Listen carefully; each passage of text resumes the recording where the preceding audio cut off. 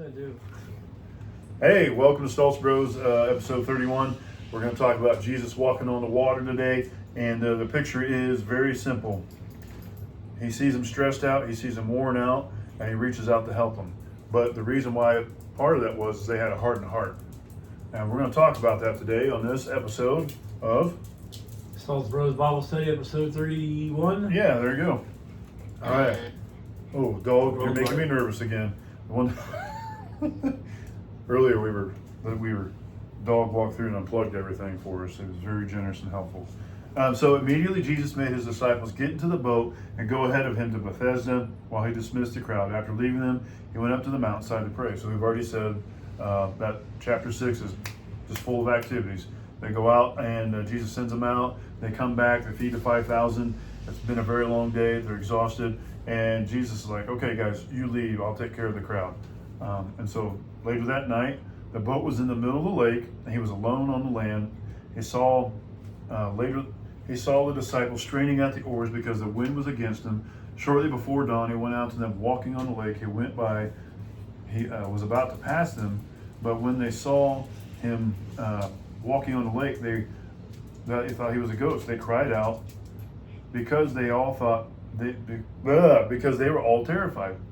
So we said Sea of Galilee. You explained. This is our second take on this one. Geographically, the Sea of Galilee was surrounded by mountains and open plains. So it's that wind coming down, the force be like a whirlwind, like that thunder here. But anyways, it was like a whirlwind, and it would magnify like 3 times more than what it was originally. Yeah, so that's why it says he saw the disciples were straining at the oars, and these weren't just regular boat guys. These were experienced veteran boat guys who were fishermen. Yep. They knew exactly what they were doing. But I love how it says Jesus saw what they were doing. He knew what they were going through. He knew what they were experiencing, right? Yep. So he was about to pass them by, and they freaked out. Why? Because they're scared. I mean, Yeah. They see Jesus walking on the water. Jesus is like, hey man, how's it going? And here these guys are like, what in the world? Get away from me! Get away from me! Yeah. You know, I don't mean this in that way, but they're out casting demons. They saw what demons are doing. Yeah. They probably think, is Jesus a demon now? You know? I mean, yeah, they said he was a ghost. They thought he was a ghost. And they cried out, and they all saw him, and they were terrified. I mean, that's And Jesus is like, shaking in their boots.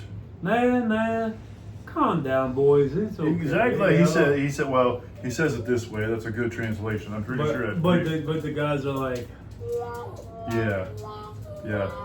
Because he just says, take courage. It is I.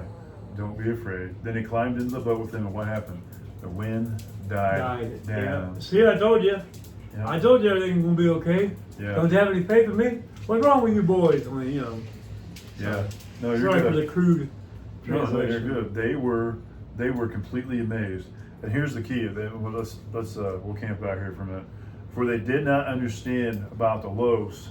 It says their hearts were hardened. So, at the beginning of the chapter, I think we talked once. Sometimes hearts become hardened because we become too used to Jesus. And I don't really think it says they didn't understand about the loaves. They had just got done witnessing Jesus feed 5,000 men. 5,000 men with, as we were joking around, 2 hot dogs and 5 hot dog buns in the last episode. 5,000 men, not including men and women. And then on top of that, they had 12 baskets full of food left. Yeah. And I think the whole point was they just didn't get that he was God. I mean, can you imagine how Jesus felt? How many more miracles do you need to see to believe? Yeah. That's a good point, Matt. That's a good point. And I mean, you think about it. If you're a Christian, sometimes we're routine people. A lot of people are routine. We become so routine that we forget the spiritual side of it. and the thankfulness side of it, to where we just, oh yeah, I do want to study. All right, good enough, you know. Check. It's like a checklist. Yeah. Where's the joy in that? You know, we made it so routine, we forgot the joy side of it, the joyful side of it. Right. That relationship isn't being fostered, and we just think, oh, you know, it's just Jesus, not a big deal. Yeah. And that's exactly what they were doing. It's just Jesus, it's not a Yeah. big deal. Yeah. And you know, and it's just like we do that too, though. We become so routine. That could be a way we harden our hearts because we're just so used to it. Mm-hmm. We forget to be thankful and joyful about it. Mm-hmm. Yeah. What Psalms 51, creating me a clean heart, O God, and renew a right spirit within me. Yep. Yeah. We don't clean that heart. We don't renew that spirit because we're so used to it. Like, Yeah, and you know there's Ezekiel chapter 36, verse 26. So Ezekiel's of this about a book of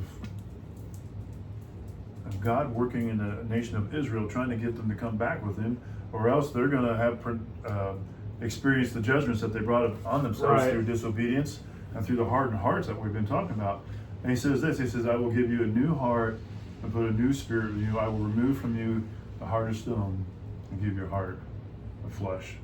Now, the last time I checked, if I had a heart of stone to me, would I be able to even sit here and talk to you? nope. Why is that? Because you people hate. Be full of hate. Not only that, a heart, it's flesh. It can't move. It can't function Right. as a muscle. It's become, like you said, dry. Well, you didn't say it, but it's dry, brittle, That would be my application. kind of useless. It's kind of pointless. Yeah. And I'm just dumbfounded that, you know, what, let's just be quite frank, as we're sitting there talking this, I'm getting a heavy heart.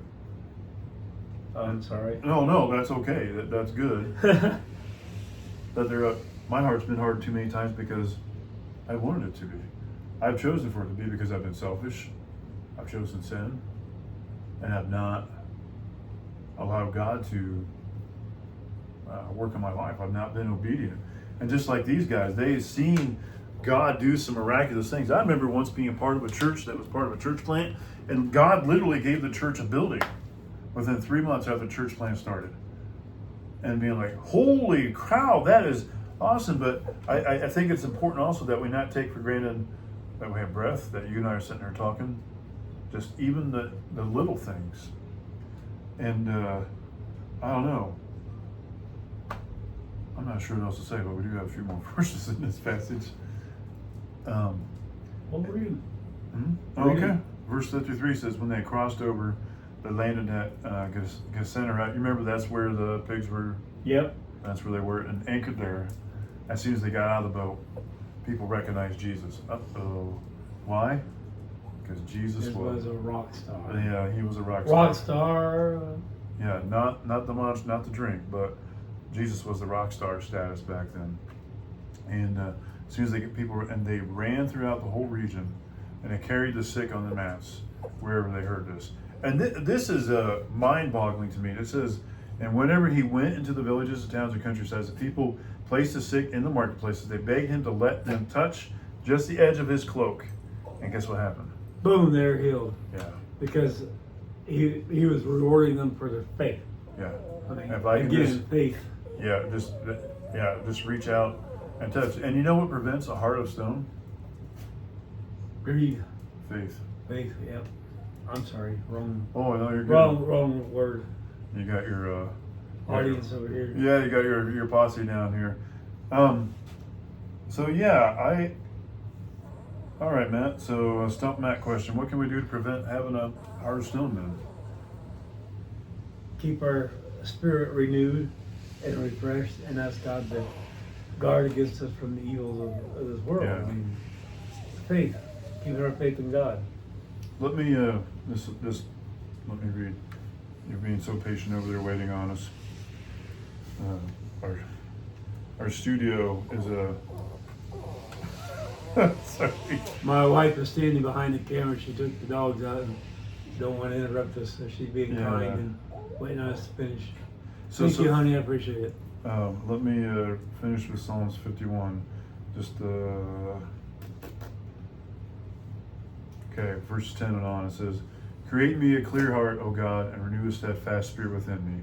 Do not cast me from your presence, or take your Holy Spirit from me. Restore unto me the joy of your salvation, and grant to me a willing spirit to sustain me."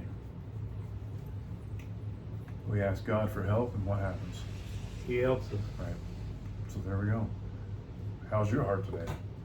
Is it flesh or is it stone? And will you allow God to do that transplant? Amen. All right. Stoltz Bros episode, yep. And then we're going to get away, next 2 episodes, we're going to get away from Mark chapter 6 and we're going to focus in on Thanksgiving. Yep. All right. So, all right. We'll talk to you guys next week. Hey, hey, hey.